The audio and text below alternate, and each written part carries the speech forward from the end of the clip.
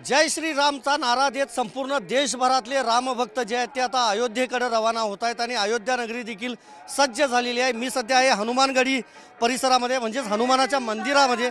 आपण जर पाहिलं तर पूर्ण रंगरंगोटी जी आहे ती पूर्ण करण्यात आलेली आहे या मंदिराची, आणि खाली जर पाहिलं तर अक्षरशः भाविकांचा महापूर पाहायला मिळतो। म्हणजे मोठ्या प्रमाणात जी गर्दी आहे ती आज हनुमानाच्या दर्शनासाठी या ठिकाणी पाहायला मिळते।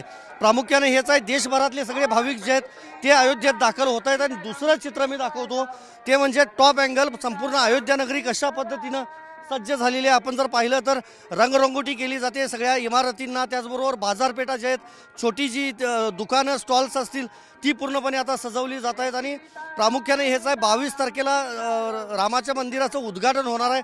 त्या उद्घाटनापूर्वी जय्यत अशी तयारी जी आहे ती प्रशासनाकडून करण्यात येते। सुरक्षा व्यवस्था जी आहे ती आत्तापासूनच अलर्ट मोडवर देखील पाहायला मिळते। त्यामुळं car garage network great, claim cover great, price wait वाह, प्राइस भी ग्रेट।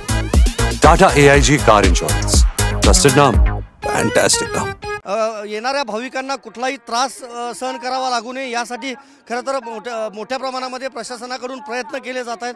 पण हे नयनरम्य असं प्रसन्न वातावरण सकाळच्या सत्रातलं हे मी दाखवतो आहे। आणि अयोध्या नगरीमध्ये येण्यासाठी सगळेच रामभक्त जे आहेत ते खरं तर आतुर झालेले आहेत। 22 तारखेला या मंदिराचं उद्घाटन होईल आणि त्यानंतर सर्वसामान्य भाविकांसाठी जे मंदिर आहे ते खुलं केले जाईल।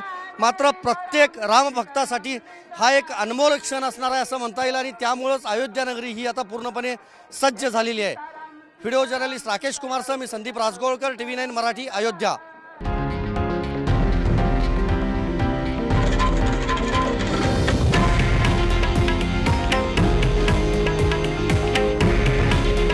हे आहे देशातील नंबर 1 न्यूज नेटवर्क आणि आपण पाहत आहात TV9 मराठी। काळजी तुमची, हित महाराष्ट्राचं।